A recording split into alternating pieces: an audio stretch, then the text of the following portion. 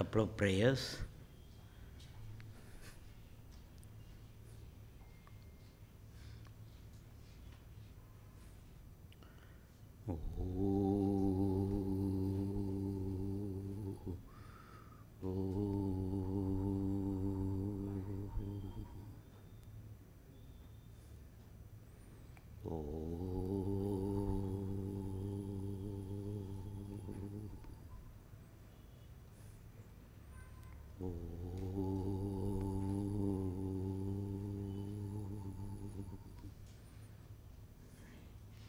Sahana vavatu, sahanau bhunaktu, sahaviryam karavavahai, tejasvinavadhitamastu, ma vidyushavahai.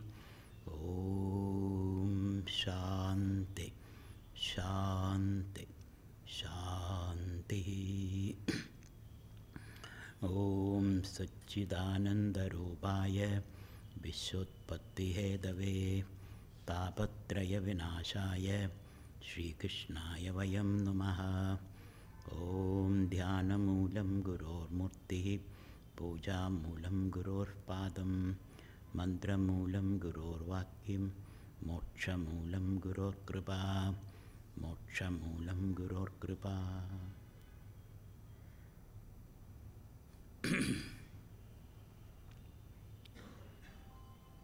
About the future of India. So we are discussing a vision for India. I have introduced 2-3 fundamental concepts. One is the idea of Chakravarti Kshetra. Other, the idea of Vijigisha. Third, the idea of secularism. Chakravarti Kshetra, if I want to put a number into that. Chakravarti Kshetra involves all these, the present India and the neighboring countries, which includes Afghanistan, Burma, Nepal, Tibet, Sri Lanka. All these countries are included in the Chakravarti Kshetra. This was the landmass which was ruled by Chandragupta Maurya in the 3rd century BC, by Ashoka and by Akbar. So it is not a strange new concept. It is a revival of the old concept. So this Chakravarti Kshetra, which is conceived by Chanakya, which I will be discussing on Chanakya in my tomorrow's talk, has about 2.5 million square miles area, if I want to put some number into that. The present day India is only 1.5 million square miles. And the Chakravarti Kshetra involves the highest plateau in the world, Tibet, where Shiva sits. So yesterday we have seen Shiva, Shakti without Shiva is meaningless, purposeless. It has no eyes, it has no direction. So as long as Shiva is imprisoned by the Chinese, we will be eyeless, without any direction. We will be just moving here and there like a kabandha. Because the present India is unstable equilibrium, unstable triangle. The present India cannot fulfill its purpose. It has to have this land mass. That is one of my propositions. And this land mass will have an area of 2.5 million square miles. And include the highest plateau in the world, highest mountain in the world, and the rich natural resources like Afghanistan and Balochistan and Burma. These are all with the rich natural resources. So when we have this land mass with us in this Chakravarti Kshetra, and to envisage it, you need a Vijigisha. A Vijigisha means a warrior, a conqueror, who is not satisfied with the little things. He thinks big, he dreams big. Vijigisha means Jedumicha Vijigisha. The one who wants to conquer, the one who wants to expand, the one who wants to realize his geographic and geostrategic limits. That is a big issue. He has an understanding, like Mao Zedong. Mao Zedong had that idea. He was a big issue. He knew that China is not complete without Tibet or Manchuria and Xiangxing. Without that, China is a small country. Most of the landmass belongs to this area. So he made it sure that he has to conquer on this. One who controls Tibet controls Asia, one who controls Asia controls the world. He knew that. But our leaders were poor strategists. Nehru, in the name of non-violence or non-alignment, he did not see the evil thoughts of China. So China, when he conquered Tibet, Nehru said, after all, not even a blade of grass grows there. I don't care. When China grabbed the Aksai Chin, 75,000 square miles, Nehru said, not even a blade of grass grows there. So Nehru was an idealist, but he was not a pragmatist. He did not see through. Though he was a great master of history, but he could not project into the future. As a result of that, he did not protest. When America offered a membership for India in Security Council, Nehru said, give it to China. I don't know whether it is true or not. I don't think Nehru is such a stupid person. But the story goes like that. Nehru said, give it to China, not for India. It may be a gossip, it may be a story, it may be somebody, maybe someone just circulated that story just to vilify Nehru. I don't believe Nehru is such a stupid person. Anyway, so when you consider all those things, Chakravarti Kshetra is very, very important for us to realize India's full potential, and you have to be a Vijigishu. Somebody has to take up this idea and work on this. The young man should take up this idea, like Chanakya took up an idea of a holistic India, and he picked up Chandragupta Maurya, trained him, and built the largest empire that India ever known in its history. So these are not impossible things. You need a brave heart. You need a logical thinking mind. Then alone it is possible. And in this landmass, we will have almost 2 billion people.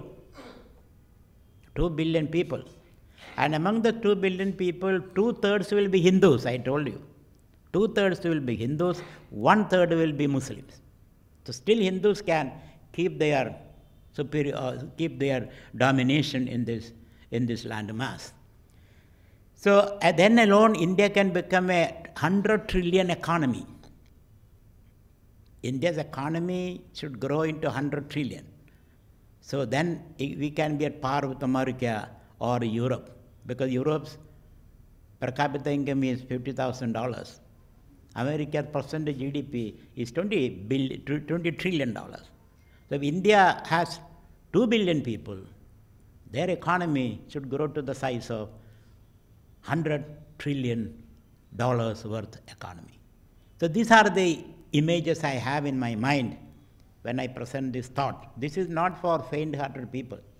This is for strong-willed people who can dream and work for that and sacrifice their life for that, who can think properly. So one is the Vijigishu concept, the other is the Chakravarti Kshetra concept, and third is the secularist concept. Secularism means the state doesn't interfere in religion. It gives space for all religion. Because in this landmass, Akhanda Bharat, if you want to say, in this landmass, there will be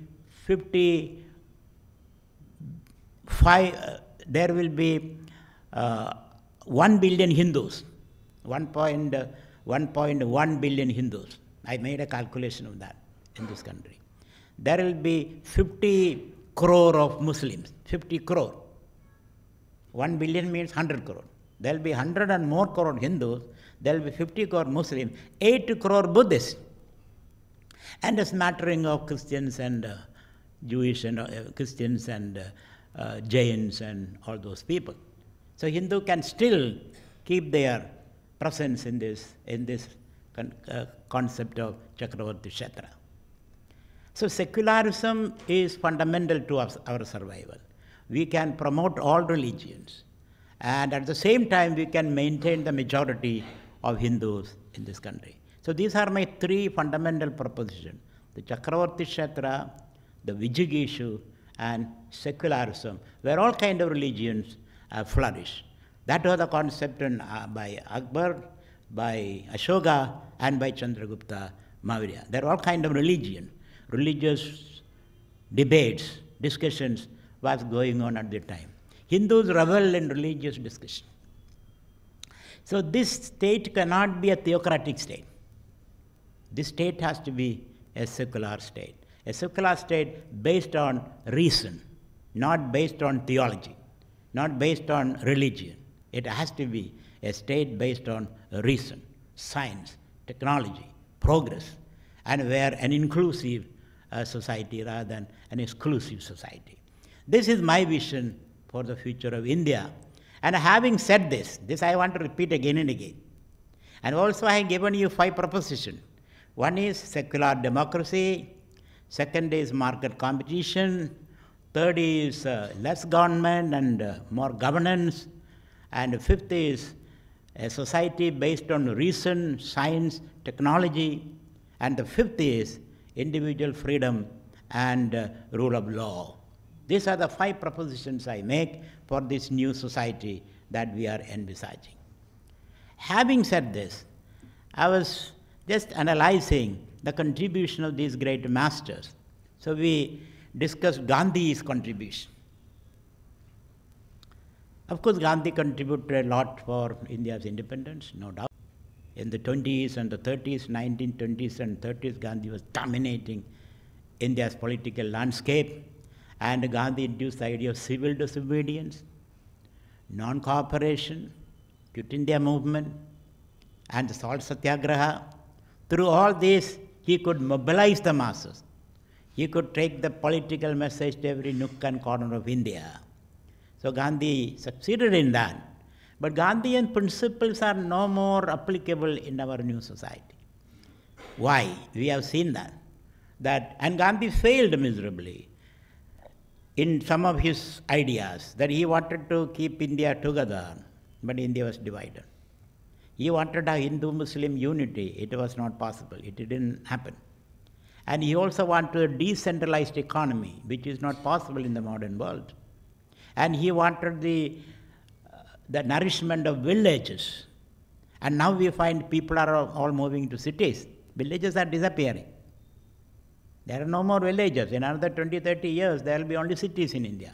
Maybe 25 mega cities, 300 medium cities, and maybe 100 and more small cities. People will all move to cities. There will be no more. Pardon? 80 metropolitan cities by 2020. Right. So the agrarian economy will be supporting only 3% of the population. That is what the data says. So Gandhi's idea of decentralized micro industries and charkha and khadi is no more workable. It's not workable. You cannot sustain a society like that. You cannot support 2 billion people with this kind of an economy. So Gandhi's ideas are no more applicable to us. They look very wonderful, but no more applicable. Similarly, Gandhi's idea of satyagraha. Satyagraha based on brahmacharya. Who is brahmachari here? It seems impossible. It's not possible. One Gandhi may be able to do that, but what one Gandhi could do, you cannot universalize it. It is not possible. So the satyagraha based on brahmacharya, other satyagraha will not be successful. And the soul force, Gandhi's idea of the soul and the soul force are no more applicable these days. Gandhi said, I would rather stand in front of the gun rather than behind the gun. I would rather be blown away by a shot rather than shoot somebody else, which is not agreeable to us. So therefore, Gandhi's ideas are no more applicable. Gandhi was a failure. I will give 0 mark to Gandhi. Very painful. I am an admirer of Gandhi, but I will give him 0 mark because he took up so many things. He was not focused that way. So much he took. He bit too much. So he couldn't chew all of them. He was a religious person, he was a saint, he was a politician, he was an activist, He was an idea person, he was a thinker, and all these things he took up. It is something like he enrolled for an honors course. And in that course you took mathematics, biology, history, psychology, economics, and everything. Definitely you will get 0 mark, isn't it? So Gandhi took up all this. As a result of that, he couldn't complete anything. He was a prophet. Freedom of India without Gandhi? Pardon?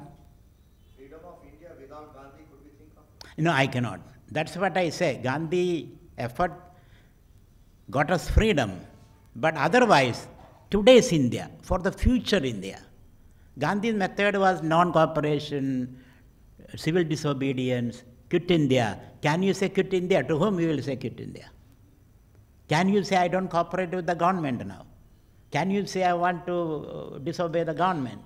So at that time it may be workable, but today for the future of India, we cannot. Nor can you have satyagraha based on brahmacharya.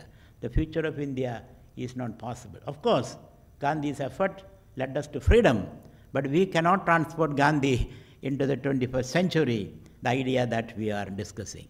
So as far as that future of India is concerned, Gandhi will get a 0 mark from me.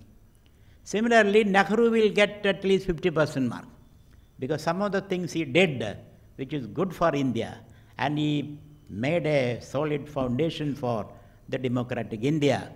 Patel will get 100% mark. Why? Whatever he took up, he didn't take up much. He unified India, integrated India, and he also warned Nehru that when China attacked Tibet, Patel warned. He wrote a letter to Nehru. This will be a dangerous situation for India. In future, China will have a control over India because it controls Tibet. Those who control Tibet will control Asia, because most of our rivers come from there. Ganga, Brahmaputra, all these rivers come from Tibet. So you cannot give up control over Tibet. There should be a cooperative. China and India can jointly control Tibet, but we cannot surrender the sovereignty of Tibet to China. That was a fundamental mistake by Nehru. Similarly, Kashmir, Patel said, let us finish the problem.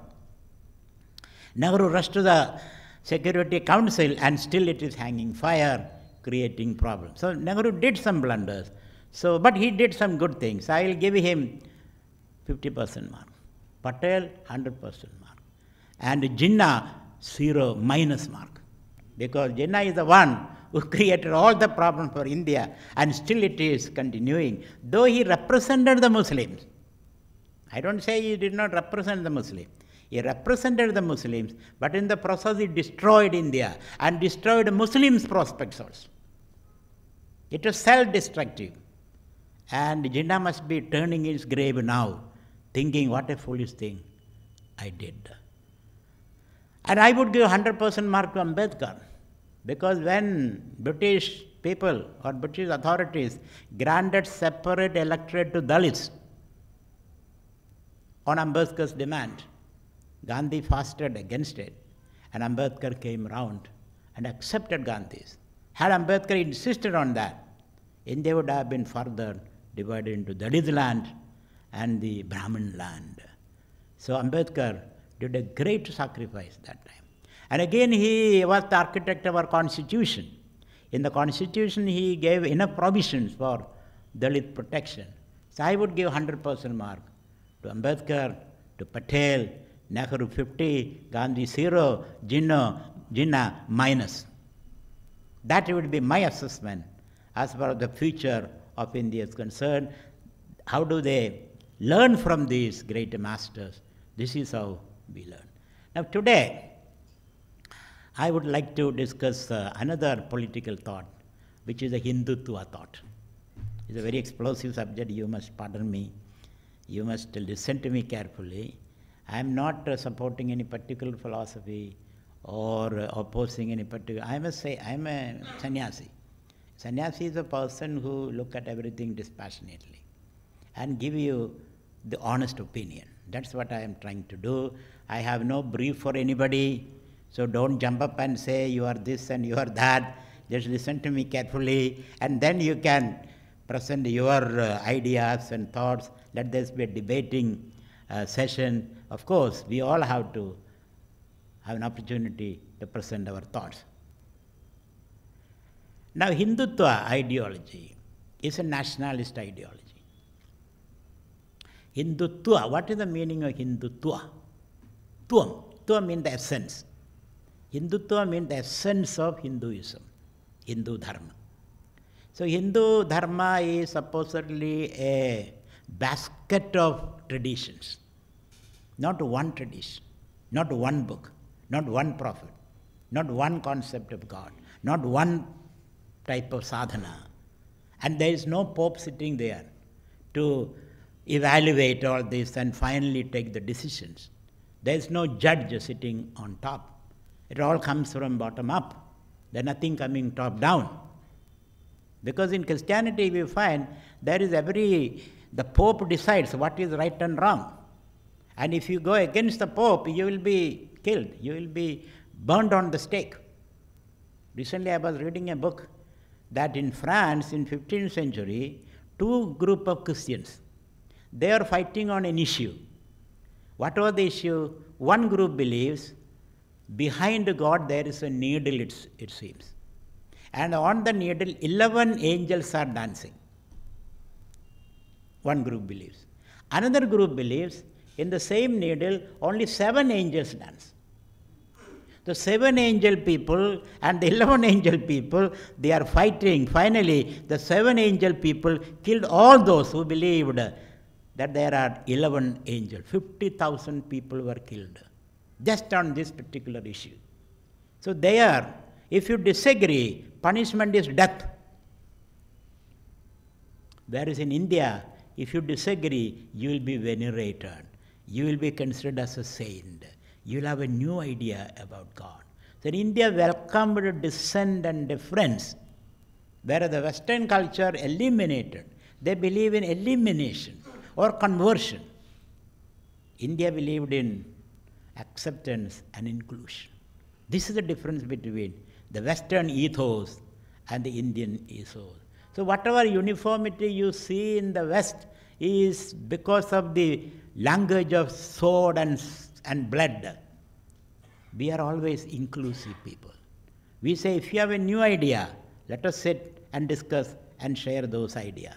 There, if you have a new idea, if you go away from the creed and the scripted word of the scripture, your head is gone. You will be tortured and killed and burned on the stake. Whereas India has got a totally different attitude. So this kind of a concept is very difficult to essentialize Hinduism. You cannot say what is the essential principle of Hinduism. Some people say Vedas. Those who believe in Vedas are Hindu. But there are a lot of Hindus who don't believe in Vedas. They believe in Agamas. They believe in Tantra. They believe in tribal rituals. Recently I was in a tribal area where the tribals says, we are not Vaidikas. We don't believe in Veda. Veda says don't kill. We kill. Veda says don't eat meat. We eat meat. Veda says don't drink. Kalinjanna Bhatshed. Suramna Pibhed. Himsamna Kuryat. These are fundamental principles of the Vedas. Whereas we do all those things. We kill animals. We eat animals. We drink. That is our ritual. So we are not Vaidikas. But are you a Hindu? I am a Hindu. Because I am not a Christian, I am not a Muslim, I am not a communist, I am not an atheist. Then what are you? By process of elimination, you are a Hindu. So the tribal says, chieftain, I spent almost 2-3 hours with him. The tribal says, I am a Hindu, but I don't believe in the Veda. And there are Shakteyas who says, I don't believe in the Veda, I believe in the Agamas. Shaivas, some of the Shaivas don't believe in the Veda. So you cannot say those who believe in the Vedas alone are Hindus. Nor can you say those who are born in India alone are Hindus. There are people who are born in Fiji, in Trinidad, in Jamaica, in South Africa. Are they not Hindus? They also are Hindus. So therefore you cannot say those who are born in India are Hindus. You cannot say those who believe in Veda are Hindus. And there are among Hindus who don't believe in any God. The Charvakas. Are they not Hindus? They are Hindus, but they don't believe in God. They believe in self-discipline. Charvaka said, whatever you see here, that is the only reality. Therefore, enjoy. To enjoy, you have to discipline yourself. If you don't discipline, you cannot enjoy. Because you will have this disease, that disease, or you will not be able to produce anything. So lead a very disciplined life and enjoy the world. There is no heaven, there is no hell, there is no punya, there is no papa, there is no need of any rituals, there is no need of Vedas. I reject the Veda. So these are the Charvaka. They also are Hindus. So in the spectrum of Hindu believers, you find, or Hindu people, you find all these kinds of people. Therefore, to essentialize Hinduism, to take up one book, you tell me what is one book of Hindus? Is it Bhagavad Gita? Of course, there was a recent move to promote the Bhagavad Gita. I am a teacher of Bhagavad Gita, so don't mistake me. I spend all my time learning and teaching Bhagavad Gita. But when I talk about things, I have to be very objective. Is Bhagavad Gita the scripture of Hindus? Recently there was a move to make Bhagavad Gita national scripture, like Bible, like Quran, like Dharmapada, like Guru Granth Sahib. Let Bhagavad Gita be national text. And people start opposing. No, Bhagavad is a national text. Ramayana has to be the national text. Yoga Vasishtha has to be the national text. Or Patanjali's Yoga Sutra should be accepted as a national text. So there is always, if you propose something, there will be an opposition. So therefore, is there any particular scripture for Hindus? Not a particular scripture. Hindus have a library of scriptures. Not one particular scripture. Is there any particular way that you can worship God? Is it Shiva, Shakti, Vishnu, Ganesha, Subriya, Subramanya? In what form you? Rama, Krishna, Hanuman, Sai Baba? Which form you worship God? You can worship God in all these forms. Which mantra you select? There are several mantras. Which temple you go? There are many temples. So therefore, it is very difficult to essentialize Hinduism. So Hindutva means essential Hinduism. If at all you have to take an essential Hinduism, it has to be Brahman. But on Brahman also there are different ideas. Some people say Brahman is separate from you. Some people say you are one with the Brahman. Some people say you are a part of Brahman. Some people say you are not Brahman. I will be talking on this the last talk on Vedanta. How Vedanta contributes to the future of vision for India. So therefore it is very difficult to essentialize Hinduism. Hinduism is like a salad bowl. You find all kinds of vegetables there, all colors there, all shapes there. Hinduism is not like a melting pot where everything put and melt become a soup. That is the Western concept. Everything should be a soup. Put everything should melt into one form. Where Hindus say, keep your identity and still we can connect. Like different flowers are held together in one string. The string of love, string of respect, string of toleration. So, but Hindutva tribe tried to essentialize Hinduism. So Hindutva means the essence of Hinduism. Hindu dharma means a dharma where you accommodate various belief systems. You are not trying to essentialize it. You are not trying to extract out of that. When you get the extract, then you lose the panoramic diversity of Hinduism. And you lose a lot in the process. For example, you want to know the tick of the clock, let us say. The tick is the essence of the clock, isn't it? Tick, tick, tick, tick, tick. That is the essence. That means the clock is alive. And somebody wants to know what is the tick. Where is the tick in the clock? So he started pulling the clock apart and finally there was no tick. The tick happens when all of them are together. If you pull them apart, there is no tick. So Hindutva ideology is something like this. They want to pull apart things and see the tick and there will be no tick. That is the trick. That is what happens ultimately. So therefore, we have some objection to this essentializing project of Hinduism. That will kill the variety, variegations, the diversity that we have been promoting. So can we be, that's the spirit, unity in diversity, not it's not a uniformity, it is unity in diversity. Uniformity kills diversity. And when you kill diversity, that is death. Like biodiversity is necessary for life form to exist. So we believe in diversity. So this project of creating essential, taking out the essential of Hinduism, extracting the essence of Hinduism, seems to be against the very spirit of Hinduism. So how do they manage the Hindutva people? They have a point. I don't say they don't have a point. So what is the point they are trying to articulate by these wrong means? What is the point they want to articulate? They want a unity of Hindus. We all agree to that. Because unless Hindus are united, India cannot survive.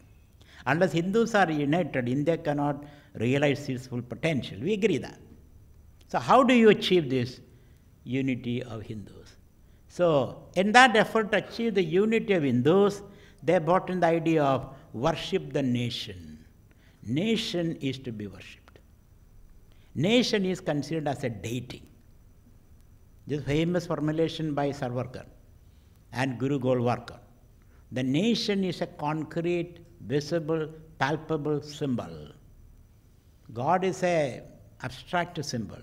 Nation is something practical, palpable, concrete. You can identify it. You can relate with it. So they conceived the nation as the deity. It's a living deity, not just a landmass. It's a living deity. It is a living deity different from the land and different from the people that occupy the land. The nation has a life of its own. And their famous theoretician, Deen Dayal Upadhyaya, called it Chidi. Chidi means nation has got a life. Nation has got a consciousness. Nation has an identity. It is a living entity. He used the word Chidi. Chidi means consciousness. Nation has consciousness. Nation is alive. You can relate with the nation. So instead of worshipping God, they said worship the nation. Nation become Mada. So Bharat Mada. The Bharat Mada is not just the land and the people. It has got a soul of its own.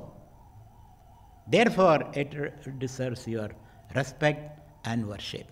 That is the first formulation. Nation is a deity. It is living and alive. Very interesting idea. Very interesting idea. Whereas in the Western concept, their nation is not a deity. Deity is God. You are supposed to worship only God, not the land, not the nation. Nations can come and go, but God is permanent. So their worshipping nation is blasphemy, punishable by death. But here, they introduce this idea, and it is in accordance with the Hindu idea of God. Hindu idea of God is everywhere. You can even pick up a piece of stone and say, this is God. That's what we do. We go to the Kandak river, pick up a round stone and say, this is Vishnu. We go to Narmada river, pick up a stone and say, this is Shiva. We take a lump of turmeric powder and make it a lump out of that with the water mixed with the water, and you say, this is Ganesha. So we are capable of doing that. So according to the Hindu worldview, you can consider nation as a deity. But nation is not the only deity for Hindus. There is something higher. Nation is only one representation. But in Hindutva concept, nation is supreme. Everything comes under that. Nation is supreme. You have to sacrifice everything for the nation. You can even sacrifice religion and God, according to Sarvarkar. Religion is not important for him. God is not important for him. What is important is the nation. And the second formulation is, we all are children of the same mother or same parent, because mother alone cannot produce children. We are children of the same parent. Whereas the history or sociology says we came from different mothers. There is a Chinese influence, there is the Aryan influence, there is a Dravidian influence, there is a tribal influence. We are a mix of all these influences. Of course, these days people say we all came from Ethiopia,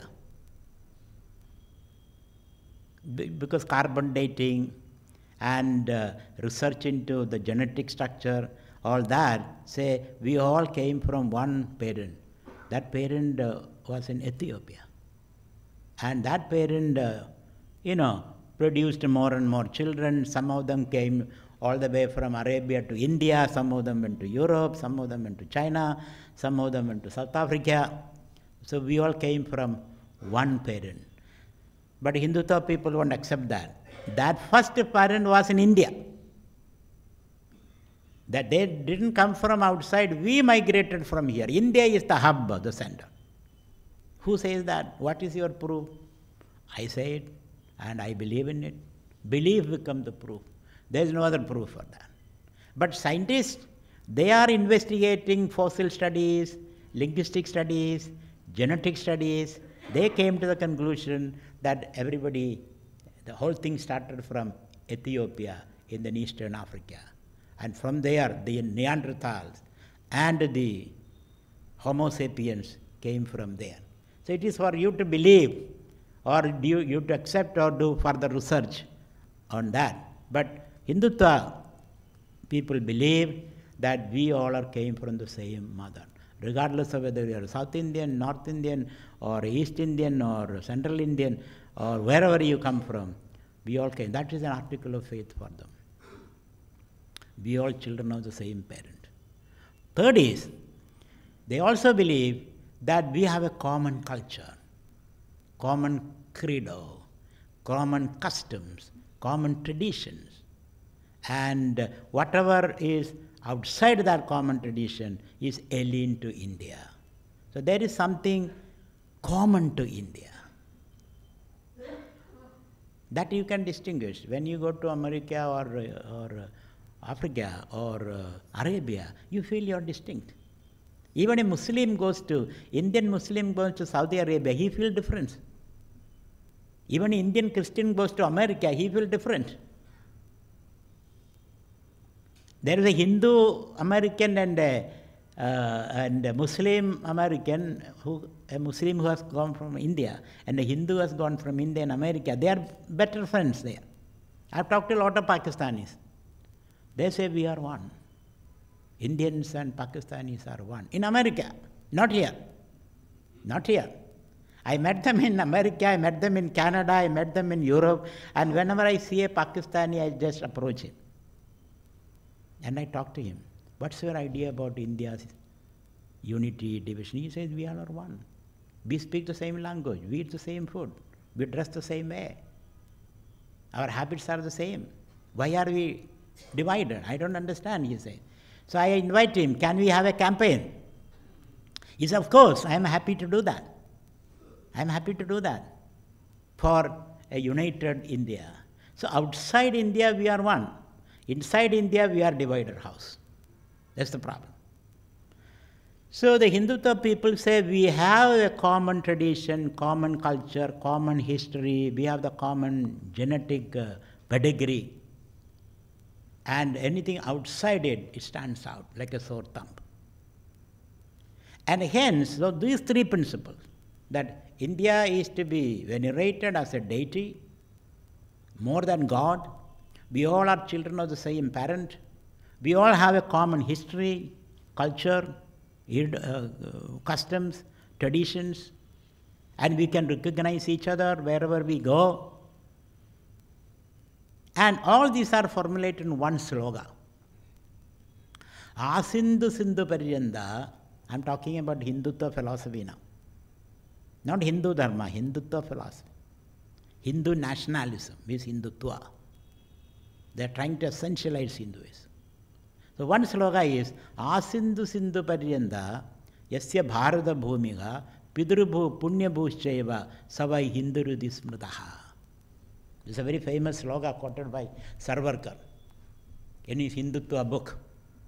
Just as Gandhi wrote Hindu Swaraj, Sarvarkar wrote Hindutva, and the whole thing comes from there. So there is a sloga he quotes, Asindu Sindhu Paryanda Yasya Bharata Bhumiga Pidrubu Punyabhushchaiva Savai Hindurudisma. Who is a Hindu? How do you define? It does not say Hindu is one who believes in Vedas or Brahman or Shiva or Krishna and all that. What he says that Asindu Sindhu Paryanda Yasya Bharata Bhumiga, who considers his motherland, this particular landmass, south of Himalayas, and embraced by two oceans, Asindu Sindhu Paryanda, from this ocean to that ocean, embraced by these two oceans,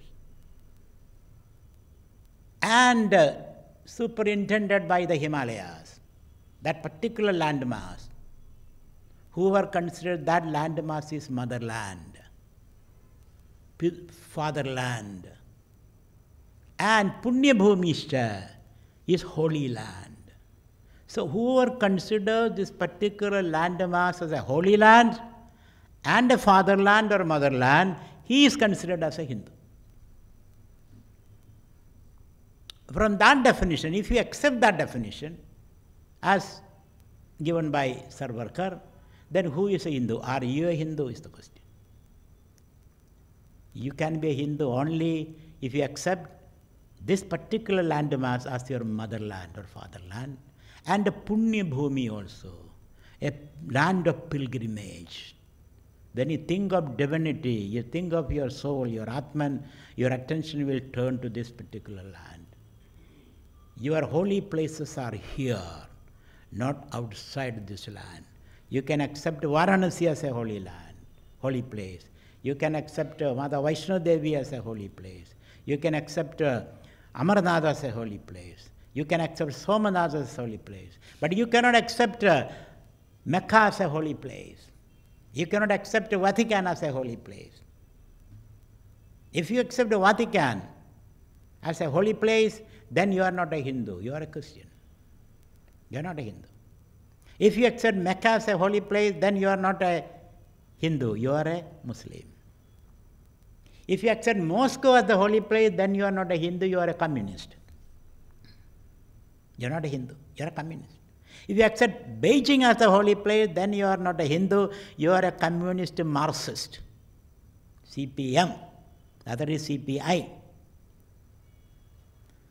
So therefore, according to this definition, Christians are not Hindus, Muslims are not Hindus, communists are not Hindus, atheists are not Hindus, because if you are an atheist, you have no holy idol. You don't take India as a holy place, as a deity. Therefore, atheists are not Hindus, communists are not Hindus, postmodernists are not Hindus, because postmodernists are promoting small initiatives. They don't have a panoramic view of things. They take up small things. Postmodernism is a incredulity towards big narratives. They promote a small initiative. So postmodernists are not a Hindu, communists are not a Hindu, psychologists are not a Hindu, because psychologists say all your expressions are because of your suppressions. What is suppressed is expressed. There is no divinity in them. So according to this definition, how many people will be qualified to be Hindu? I don't know, you can analyze yourself. Are a Hindu or not? So these three, this is very, very important, according to Sarvarkar, that you have to take India as a holy land and India as a motherland. And the Chinese is not a Hindu because they take China as the motherland. The China cannot be Hindu. Americans cannot be Hindu because they take America as the motherland. They may be Hindu by faith, but as long as you take America as the motherland, then you cannot be Hindu. So, if you analyze like this, filter all this through all these filters, how many Hindus will be there? very few Hindus. So it's a very constricted definition of Hinduism that these people are offering. And you feel suffocated in that. You feel you are put on a Procrustean bed. So we oppose that definition of Hinduism. And I will describe that, my definition of Hinduism, in the last lecture. What is my definition of Hinduism and how we will incorporate that into the vision of a new India. Now, based upon these ideas, we have campaigns. The Hindutva people have organized some campaigns. One campaign is picking up one text as the text, authoritative text of Hindus, which is challenged. So Sushma Swaraj once said, let us take a Bhagavad Gita as the scripture of Hindu. I was very happy because I am supposedly an expert in Bhagavad Gita. I was happy. But when I look at the other people, here is a person who says Bhagavad. I know Bhagavad. I have not studied Bhagavad Gita. I have studied Ramayana. I have not studied Bhagavad Gita. I have studied Tulsi Ramayana. I don't know even what is Vatmiki Ramayana. I have studied Yoga Sutras, but I have not studied this. And these are all Hindus. So if you impose one particular text on people and under threat of death, because if you take it as a scripture, if you disagree, the threat is death. That's what all religions do. So we will become very violent. So it is better that we allow people to choose their text. They should be exposed to all these texts, Bhagavad Gita, Bhagavad, Ramayana, and the ideas discussed are the same. Bhagavad Gita doesn't discuss a different idea than Bhagavad. What does Bhagavad say? Satyam param dhimahi. I meditate upon the supreme truth. That's the theme of Bhagavad. Bhagavad Gita also says, Nasado vidyade bhavaha na bhavo vidyade sataha. There also Bhagavad Gita also talks about truth. So let us have a basket of books rather than one particular book. The ideology of one particular book may not agree with the future of India. And secondly, there is an idea of Ghar Wapsi. Let us go back. Let us go back to our roots. Going back to the roots are very, very important. I don't disagree with that. And that is based upon the theory, those who forget their past will have no future. Those who forget their past will have no future. And we have forgotten our past, that is true. We are disconnected with the Vedas. We are disconnected with the Mahabharata. We are disconnected with the Ramayana. We are disconnected with the Chanakya. Chanakya's text, Arthashastra, was lost for hundreds and hundreds of years. There was one manuscript somewhere in Pune or Mysore. It was British people who discovered that, this particular manuscript. None of us. We did not know the value of that book because we lost our memory. We are living in permanent amnesia of our past. We did not know who are our forefathers. And this particular textbook was picked up by the British and they edited it, they annotated it, and they published it. So the Chanakya's Arthashastra, which we read now, is a discovery of the British. Not the invention of British, because it is already there. It is a discovery of the British. Had Britain not, British people didn't come there, we would not even know the value of those books. So to Manusmriti. Manusmriti was, of course, which was very actively practiced, but Arthashastra was discovered by the British. So this idea that we have to go back is a very important idea.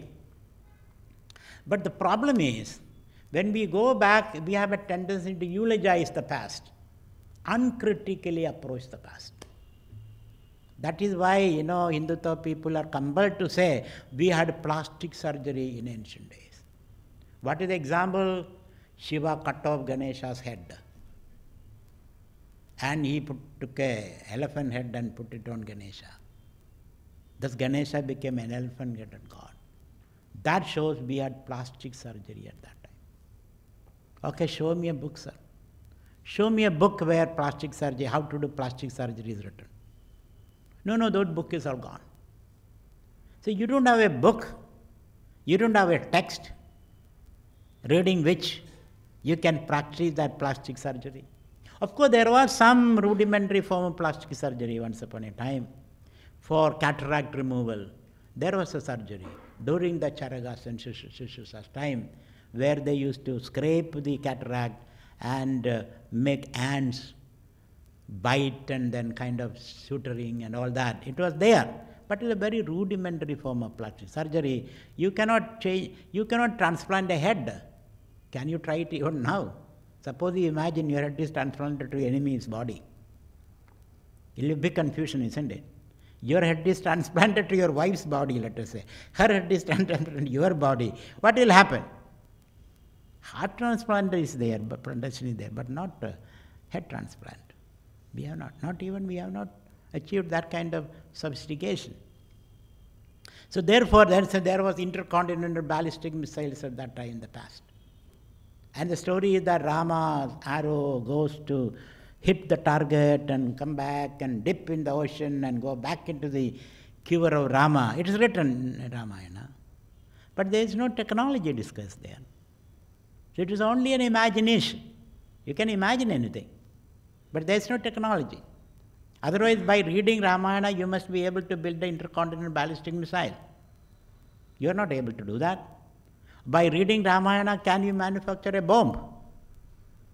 By reading Ramayana, can you manufacture an ICBM missile?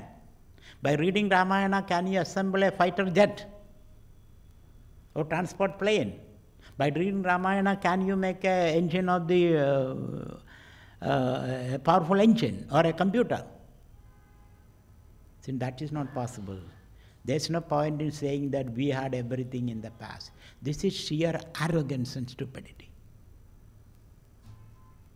Of course, I am proud of my past, but I cannot be saying lies about my past.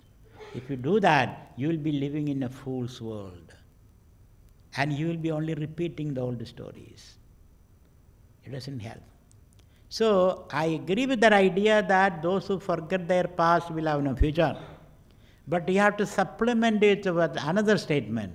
Those who don't create a future, their past will not be remembered by anybody. Their past has no relevance. Past has to burn into the future. Past cannot stand separate. The past is dead and gone. There is no point in glorifying the past. It has to become the future. The past will give you some material, raw material, but it is for you to fashion your future based upon the past. And if you don't do that, it will be a tree without the shoot system. You will have only the root system. The tree with just a root system, what will you do with that?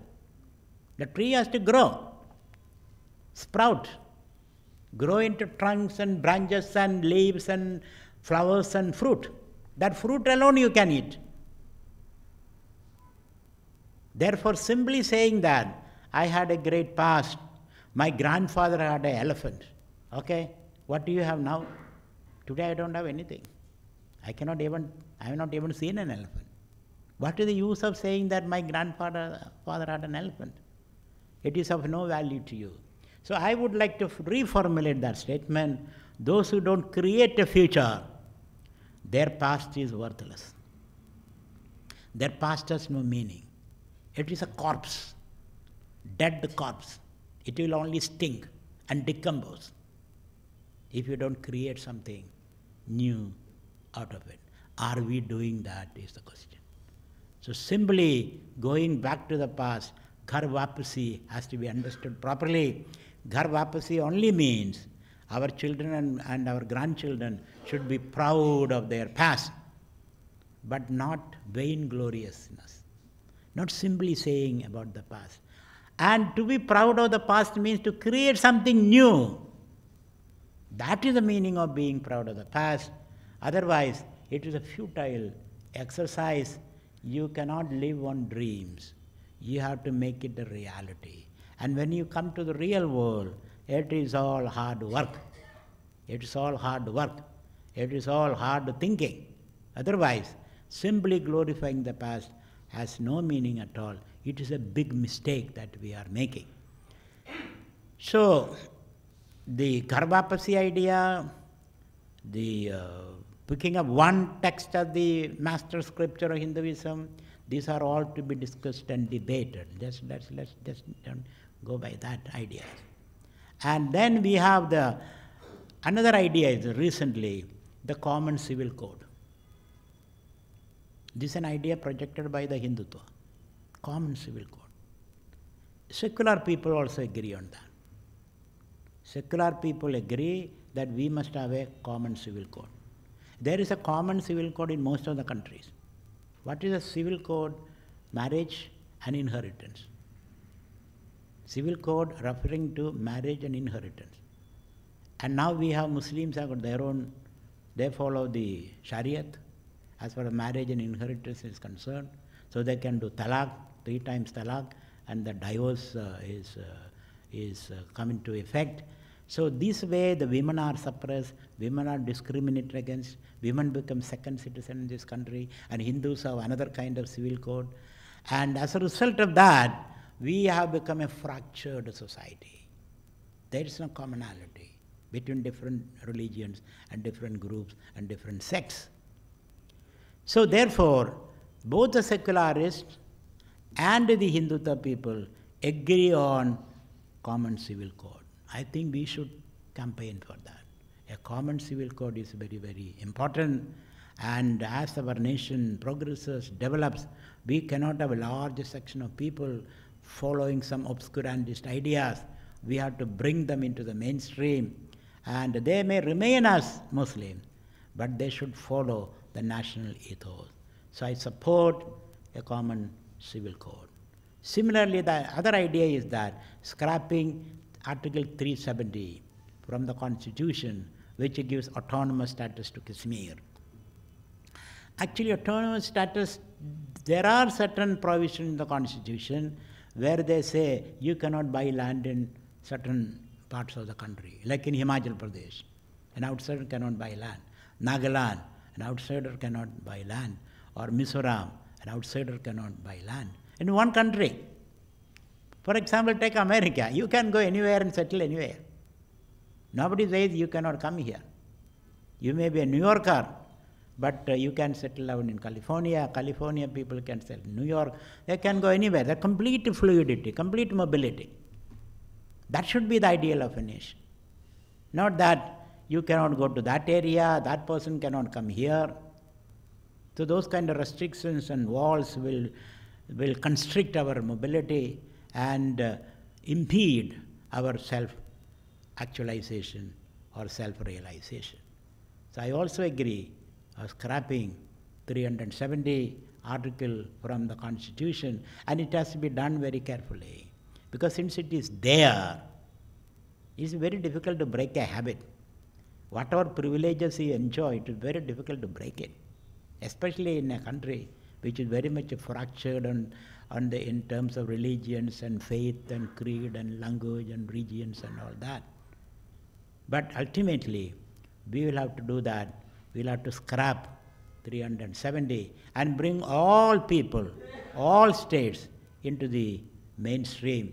One has to campaign for that. There is a Supreme Court hearing from tomorrow onwards. Tomorrow onwards on that. Yeah. So this we have to campaign for that, because this is an anachronism.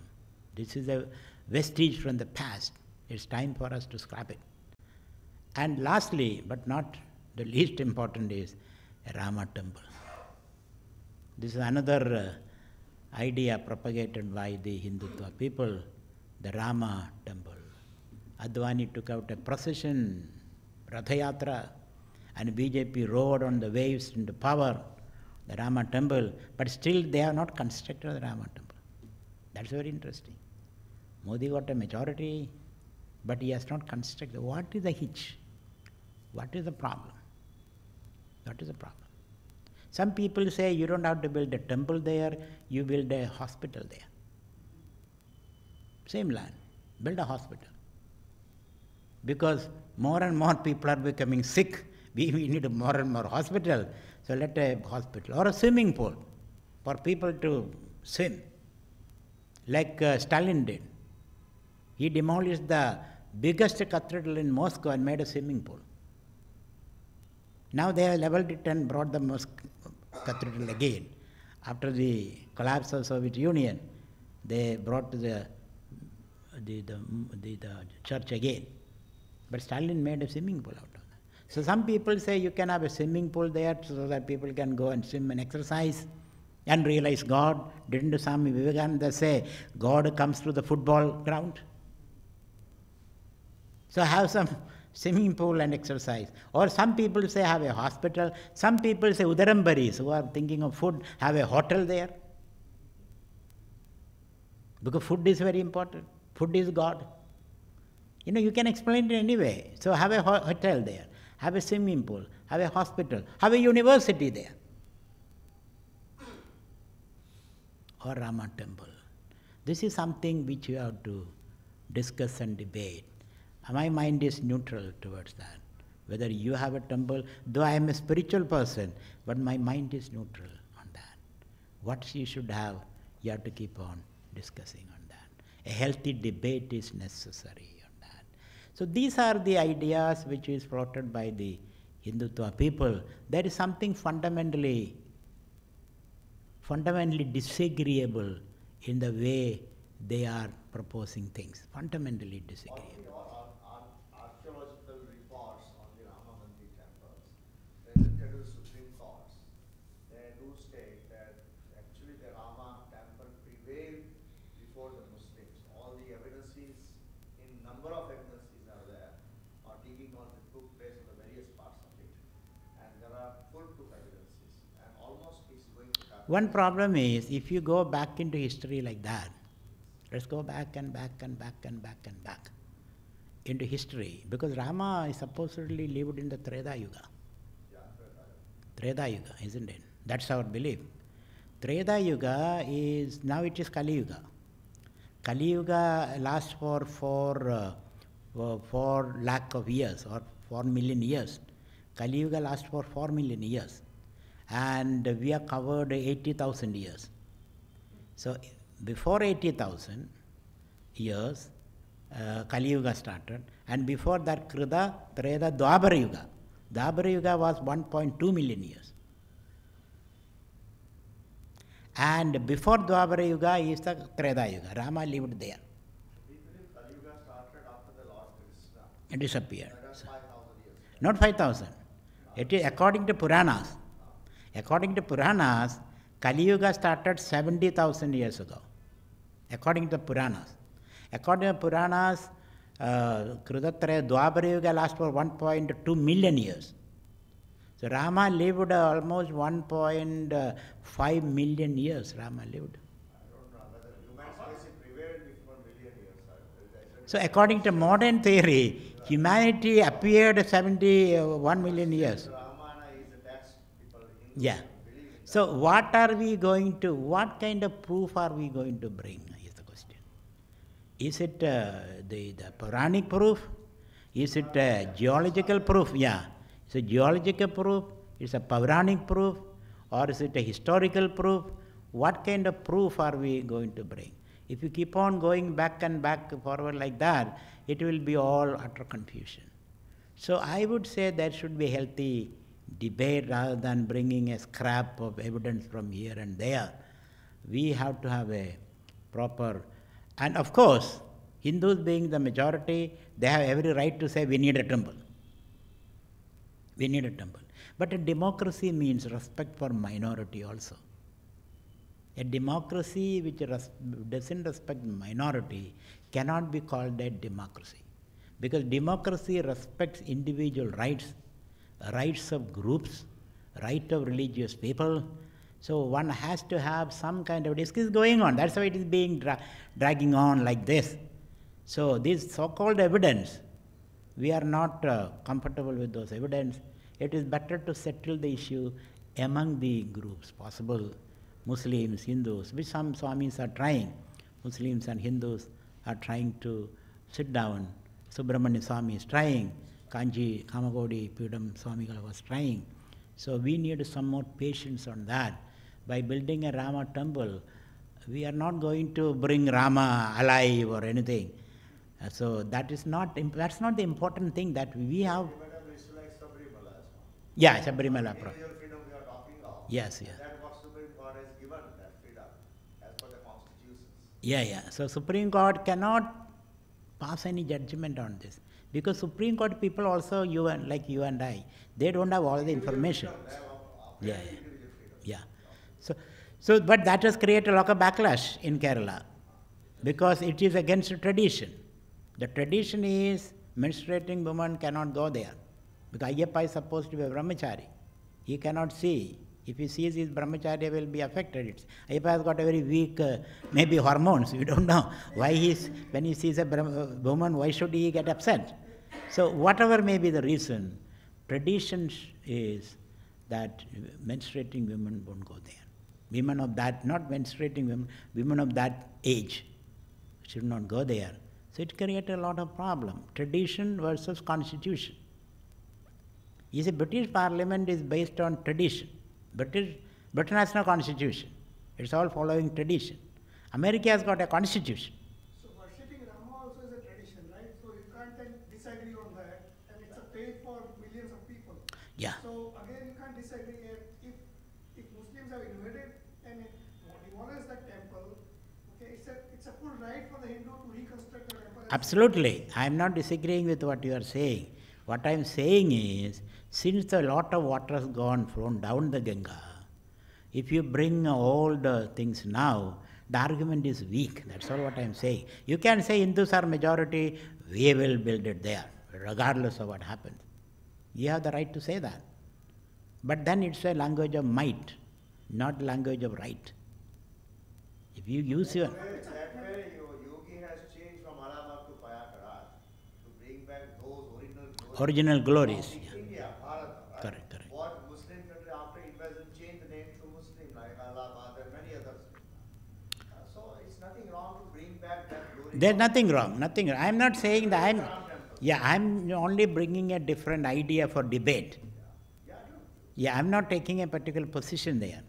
Again, I took a particular position on the Article 370. I took a position on the Common Civil Code. But the Rama temple, I'm not taking a particular position. The only position is that it is Hindus' right to build a temple there. There was a temple that we believe, and we are bringing some evidence from history and then archaeology and all that. And fine. But can we do it in a quiet way, in a nicer way? That's the question. If you can do that, do it. Otherwise, impose your will. Pass a legislation in the parliament. That also is not possible because you have majority in Lok Sabha, you have a majority in Rajya Sabha. So you have to send Modi again with a thumping majority. He may get a majority in Rajya Sabha. So there should be some kind of a constitutional mechanism by which you can achieve this goal. You cannot impose it on there. Political will, had it been very strong, would have been brought. It would have happened. I believe, I want a Ram temple there. I believe we have to have a glorious Ram temple because that is a Hindu pride. When we go to Ram Janmabhoomi, your heart bleeds because Rama's place has no good Rama temple.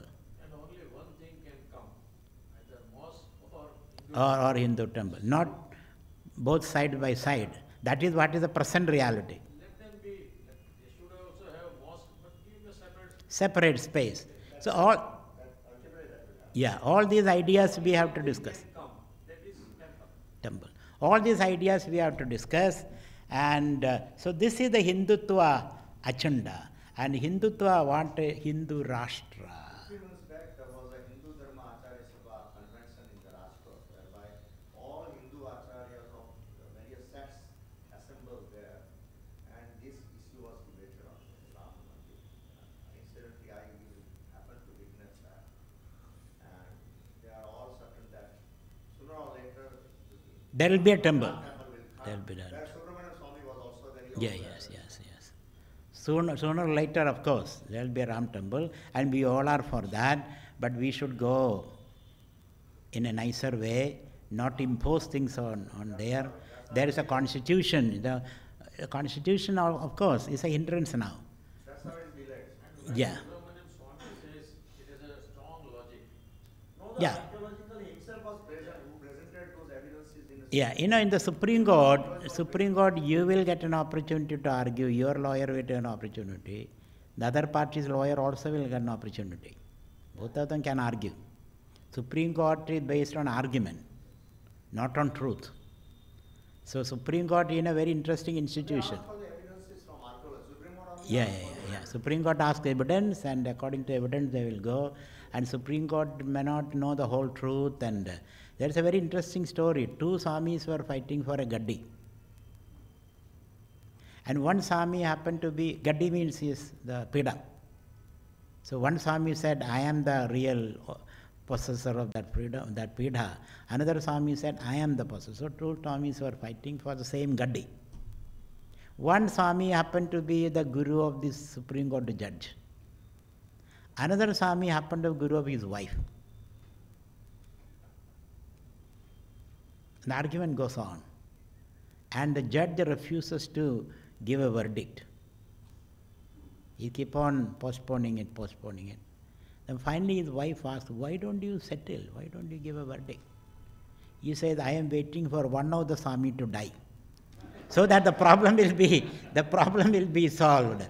One Swami dies, then the other Swami naturally becomes the Badhadipati. So something like that, Supreme Court cannot sometimes decide because they don't have possession of all the facts, other than what the clever lawyers are presenting. So it. Pardon? It's an abandon. So we are not going to settle the issue here. We are only debating. So don't think that when we bring ideas, it is a debate. This is supposed to be a debate. This is not a place where we are going to settle issues. We are only debating. Issue which is like a reservation, isn't it entering the vision of India? Again, reservation. Yeah, yesterday that question came. What's my view? I would like to present it to you. Reservation was introduced in the Constitution to rectify certain social injustices that have been practiced for long periods of time. Untouchability. They are untouchable, unseeable people. People cannot be seen. If they come to your sight, their eyes will be taken out. If you read the Vedas, your tongue will be cut off.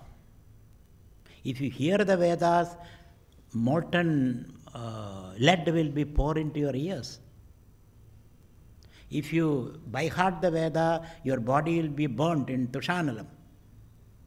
This was the practice once upon a time in our country. And it's all written in the books. So such kind of a untouchability, discrimination of 25% of the people of this country. So which these days they call Brahmanical ideology. That Vedas are to be studied only by a section of people who has got a thread around their waist. They alone can study the Veda. Others study the Veda, they will be severely punished. So in such a situation, the social discrimination, as a result of that, centuries upon centuries of discriminations has gone into their genetic structure, their psychology, their social situations. So therefore, our nation's progress depends upon the progress of everyone. If 25% of the people are lagging behind, we cannot take off, because those people will pull us down. So for our own common growth, we have to integrate these people, we have to stay. Suppose you as a group, you are climbing a mountain. One individual runs fast and reaches the mountain top. What about the others? So the fastest moving individual's movement depends upon the least, the last and the least person, isn't it? Because he has to wait, he has to go there and sit there till the other person comes. So our speed is depending upon the last and the lost and the least, not the brightest and all that. So therefore it is our incumbent duty to make sure these people are given some special privilege. That is the reason. But Swami, now what is happening? This is a good philosophy. But what is happening is the family is, say, of the rank of secretary, it draws 3 lakh rupees, still his son will have, if he belongs to that community, he will have the reservation. His son again will be drawing 1 lakh rupees, still his son will have. So, Okay, this problem has to be addressed. Still I tell you one more story. Here is a IS officer from a the lowest caste, like a Paraya caste.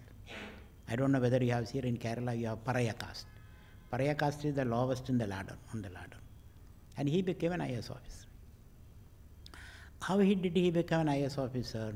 His mother abandoned him in a ashram, Ramakrishna Mission ashram, while he was 2 or 3. Because mother couldn't feed him. She did not know who is his father. And she worked as a scavenger. So she abandoned her, just abandoned him. So the Swamis took good care of him, educated him. He was a brilliant boy, and he got into IAS and became an IAS officer. When he became an IAS officer, the richest man in the town married his daughter to him. And she is used to all this richness and polish and all that. And they were living happily with a child. One day he visited as a collector. He was sitting in the hospital and he saw a lady there. All sores over her body and with a bloated stomach, very uncouth. And he couldn't recognize her. She recognized him. She said, "You are my son, my only son." And that night he could not sleep. But he didn't pretend that she is his mother. He said she is just a mad woman saying something. But that night he could not sleep. And he could not sleep for several days. And finally he has to go to the hospital, bring the mother to his home for his own peace of mind. When the mother came home, all the problems started. Because she does not know how to use the WC. She will spit everywhere. She does not know how to sit on the table and use the fork and the spoon. And she does not know how to chew their food. She is used to her old ways. And she will not dress properly. And wife got furious. Finally, wife said, either me or her. He did not know what to do. Then finally he abandoned the lady, the mother. He dropped her somewhere. And this lady started moving around the road and saying that, "He is my son, he is my son." The whole city came to know about it. Thereafter, whenever he came to office, even the chaprasi will not salute him. Chaprasi will have a mischievous smile on his face. And he started doubting everybody. Did people know about my pedigree, my origin? Why are they smiling? They may be smiling because of some other reason, but he thinks they are laughing at him. Again he lost his sleep. He felt so complexed, inferiority complex. Finally resigned his job. Because the social condition is such, even if you pull him out of that, he is a ruthless person. He will go back. He resigned and he started living like a tribal. This is my place. This is where I belong. But isn't it creating an injustice? Because the people who are really deserving of merit are not getting the seats, not getting the job. No, what I am saying that the social, I understand your argument, but understand the other person's argument also. Don't get caught up in your own argument. The other person why they say we need a reservation? Because however you try to lift me, It's basically reservation is for upliftment of them. the whole community has to be uplifted. The whole society has to change their attitude. People who, the segment that is uplifted, they should be out of that reservation. No, they are not uplifted yet. They may be economically, they got a job, but their social context is such. They still suffer the indignity of their past. Their unconscious is full of the indignity of the past. They have not yet, our society has not changed. So it may continue for some time, and after some time we will have to stop it. They themselves say we don't want it. Well, I doubt that. Unlikely, okay? Unlikely. I accept your argument. It's unlikely. But what I am saying is, these kind of stories indicate our society has not yet changed. Our society only plucks some people from that lower strata. We have not cleansed that area. That area is still filthy and dirty. Unless you cleanse that backyard of your home, the snakes and the rats are going to creep into your bedroom. That is what is necessary. It's not reaching to the right person. The right person. So it's not plucking somebody. From the very intelligent person you can pluck and give him a job, but then he is unconscious. His his unconscious is totally different. So it is a Herculean task. We have to undo 2,000 years of indignity heaped upon these people. And how do we do that? It cannot be done in 70 years. So we have to think innovative ways. I'm not saying the reservation is the way. We have to think of innovative ways of undoing this Aegean trouble. By simple few buckets of water here and there won't do. We have to divert the whole Ganga to clean up that place, like the Hercules. One point, you said that without Mahatma Gandhi you would not have got the freedom. That is true. When Mahatma Gandhi got the freedom, he never asked for democracy. Like if you are implementing democracy, it has to go with the literacy, Yeah. which was never practiced. Now you want to give the reservation to somebody, there is no objection in giving the reservation, but he has to be given reservation to a certain limit. He has to be educated, he has to be provided food, because the first requirement is an education. If you are educated, you require a good health, and if you are having a health and education both, you can become self-reliant. We I- have not worked in that direction, rather than we have been going on forming the policies of reservation and creating a new society. You said that Ambedkar sacrificed for not getting a separate land for the Dalit mass. I don't say he has sacrificed.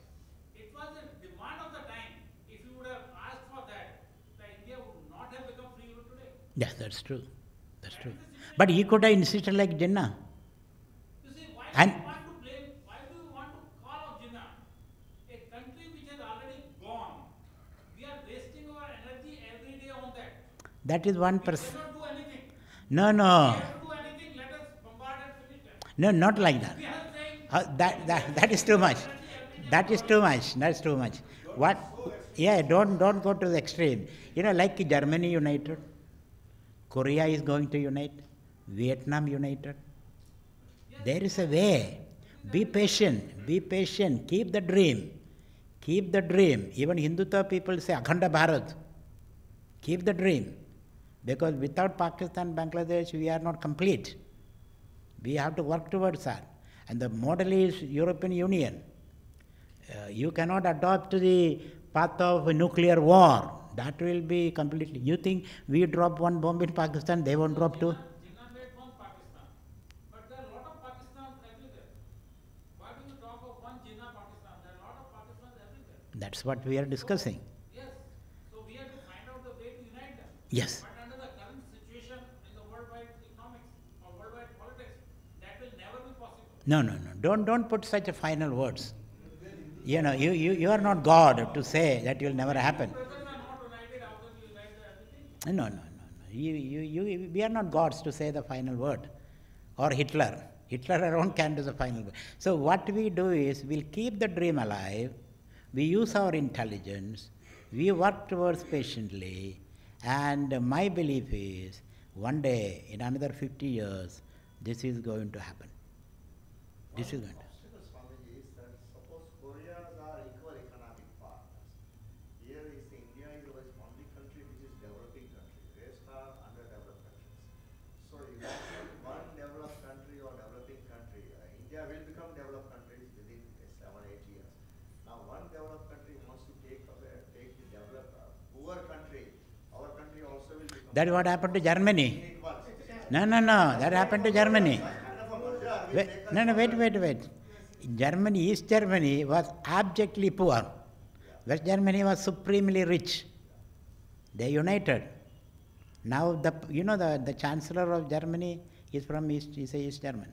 They're a very small country. Mark, Germany is not a small country. Germany is that own economy is so strong. Yeah. Our economy is per capita GDP is very low still. Yes. So we are 2 trillion. So just now you said we are progressing like anything. In terms of that's how the vision of India. Actually, Pakistan's economy, India's economy, India may be little higher, that's all. Bangladesh is making great strides. Bangladesh. Their economy is progressing 8%, 9%, 10%.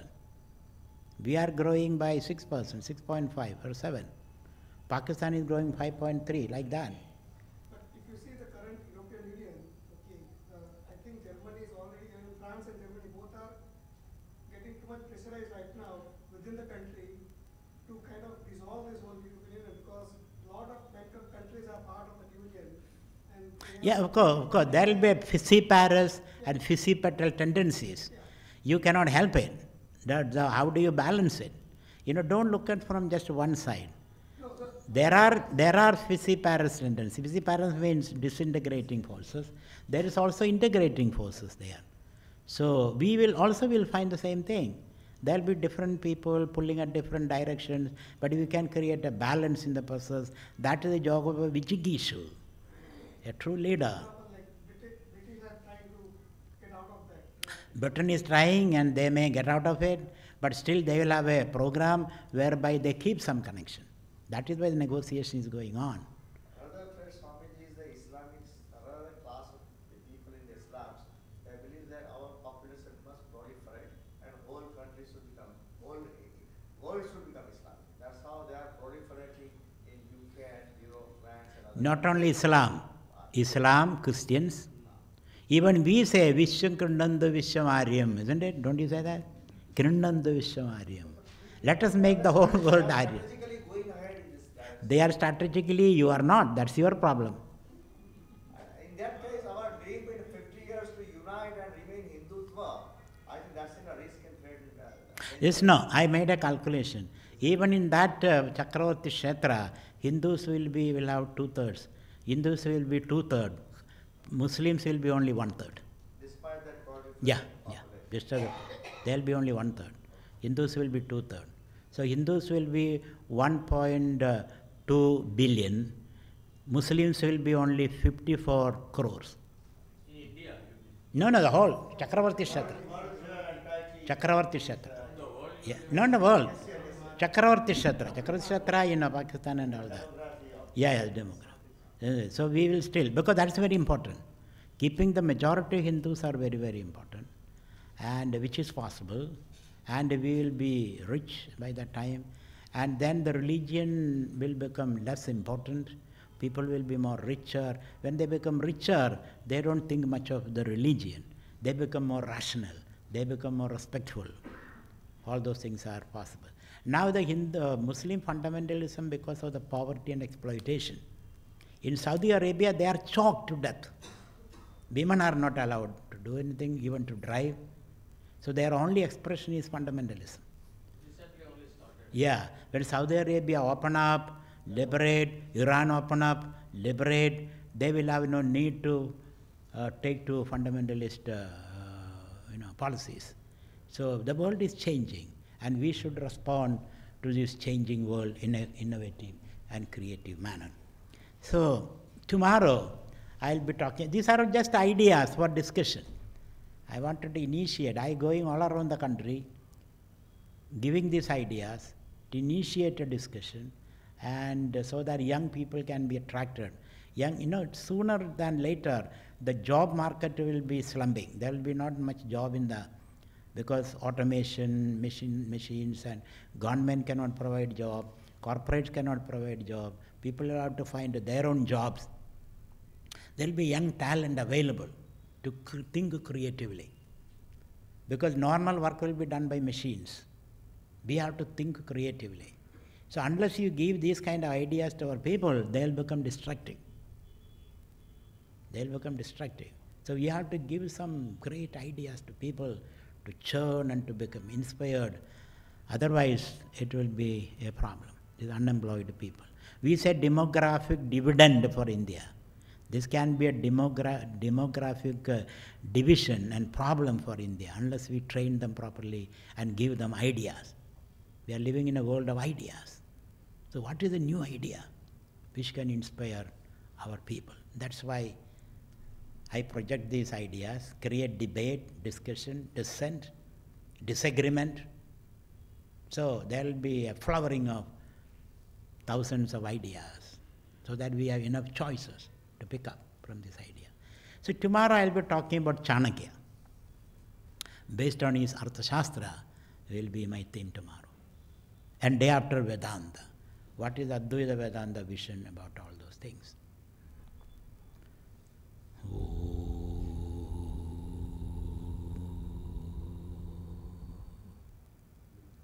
Purnamada Purnamidam Purnat Purnamudachyate Purnasya Purnamadaya Purnameva Vashishyate.